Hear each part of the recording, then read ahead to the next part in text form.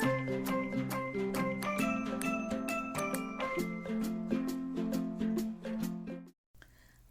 Hello എല്ലാ കൂട്ടുകാർക്കും പുതിയൊരു വീഡിയോയിലോട്ട് സ്വാഗതം.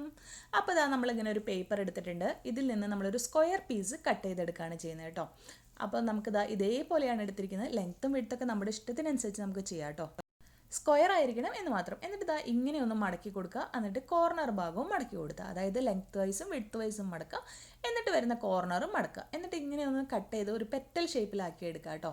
എന്നിട്ട് ഓരോ പെറ്റലിൻ്റെയും ഇടയിലുള്ള ഗ്യാപ്പ് ഉണ്ടല്ലോ, അത് കുറച്ച് വലുതാക്കി തന്നെ ആക്കി കൊടുക്കണം. എന്നാലാണ് നമ്മൾ ചെയ്യാൻ പോകുന്ന കാര്യം സക്സസ് ആയിട്ട് വരുള്ളൂ കേട്ടോ. അപ്പോൾ അതാ ഇതേപോലെ കേട്ടോ. അപ്പോൾ ഒന്ന് തുറന്ന് കാണിച്ചു തരാം. ഇങ്ങനെ വരണം ഗ്യാപ്പ് കേട്ടോ.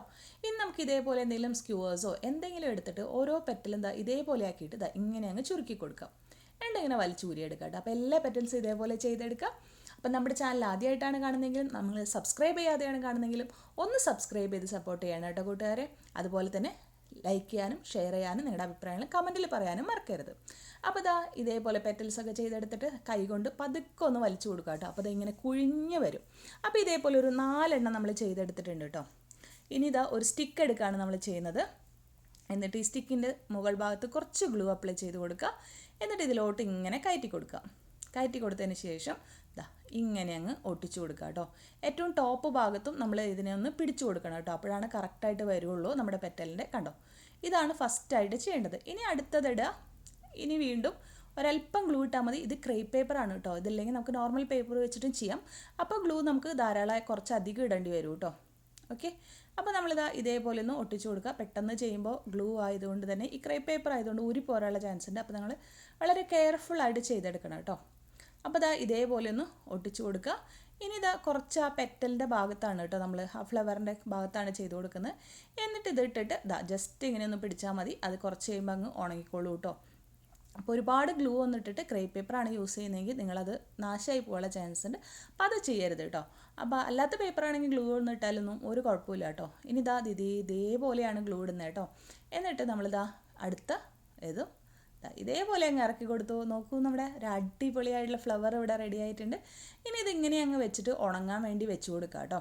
അത്രയേ ഉള്ളൂ പരിപാടി. ഓക്കെ, കണ്ടോ, ജസ്റ്റ് പ്രസ് ചെയ്ത് കൊടുക്കുക. ഞാൻ ഇതിൻ്റെ ലെങ്ത്ത് ഒന്ന് കട്ട് ചെയ്തെടുക്കുകയാണ്. നമുക്ക് ഇഷ്ടത്തിനുള്ള ലെങ്ത്തൊക്കെ ആക്കി എടുക്കാം കേട്ടോ. ഇനി ഇതിൻ്റെ അവിടെ നമുക്ക് ഗ്രീൻ ടേപ്പൊക്കെ ചുറ്റി കൊടുക്കാം. അതേപോലെ ലീഫൊക്കെ വെച്ച് കൊടുക്കാം.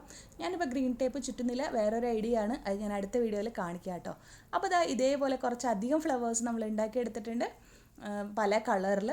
അപ്പോൾ നമുക്കിത് ഗിഫ്റ്റായിട്ട് കൊടുക്കാം. ഇതേപോലെയൊക്കെ വെച്ച് ഒരു ബൊക്കെ പോലെ സെറ്റ് ചെയ്ത് കൊടുക്കാം. ഒരു ട്രേയിലൊക്കെ വെച്ച് ഇതൊക്കെ വെച്ച് കഴിഞ്ഞാൽ നമുക്ക് നമ്മുടെ ഫങ്ഷൻസൊക്കെ വരുമ്പോൾ ഡൈനിങ് ടേബിളിലും ടീ ടേബിളിലും ഒക്കെ ഡെക്കറേറ്റ് ചെയ്ത് വെക്കാം. അതുപോലെ തന്നെ ഇതിനെ ഒരു ബഞ്ച് ഓഫ് ഫ്ലവേഴ്സ് ആക്കിയിട്ട് നമുക്ക് നമ്മുടെ ഹസ്ബൻഡ്സിന് wedding anniversary gift, valentine's day gift, അതല്ലെങ്കിൽ ബർത്ത്ഡേ ഗിഫ്റ്റ്, ഇപ്പോൾ ചിൽഡ്രൻസ് ഡേ വരുന്നുണ്ട്, ചിൽഡ്രൻസ് ഡേ ഗിഫ്റ്റ് ഒക്കെ ആയിട്ട് കൊടുക്കാം. അപ്പോൾ ഇത് ഒരു ഫ്ലവറായിട്ടോ ബഞ്ച് ഓഫ് ഫ്ലവേഴ്സായിട്ടോ ഒക്കെ ഉണ്ടാക്കി വെച്ച് കഴിഞ്ഞാൽ നല്ല ഭംഗിയാണ് കേട്ടോ.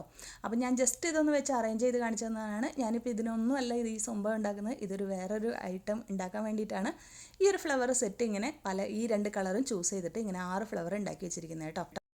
അപ്പോൾ ഇങ്ങനെ വീഡിയോ എല്ലാവർക്കും ഇഷ്ടമായോ? വളരെ പെട്ടെന്ന് ചെയ്തെടുക്കാൻ പറ്റുന്ന ഒരു ഐഡിയ ആണ്. കുട്ടികൾക്ക് പോലും ചെയ്തെടുക്കാം. അപ്പോൾ ഇനി ടീച്ചേഴ്സ് ഡേക്കും അങ്ങനെയുള്ളതിനൊക്കെ സ്കൂളിലൊക്കെ ഗിഫ്റ്റ് എടുക്കാൻ യൂസ് ചെയ്യാം കേട്ടോ. അപ്പോൾ വീഡിയോ ഇഷ്ടമായെങ്കിൽ ഒന്ന് ലൈക്ക് ചെയ്യുക. അതുപോലെ തന്നെ നിങ്ങളുടെ അഭിപ്രായങ്ങൾ കമൻറ്റിൽ പറയാം കേട്ടോ. വീണ്ടും ഒരു പുതിയ വീഡിയോ ആയിട്ട് വരുമ്പോഴേക്കും എല്ലാ കൂട്ടുകാർക്കും bye bye. Thank you all.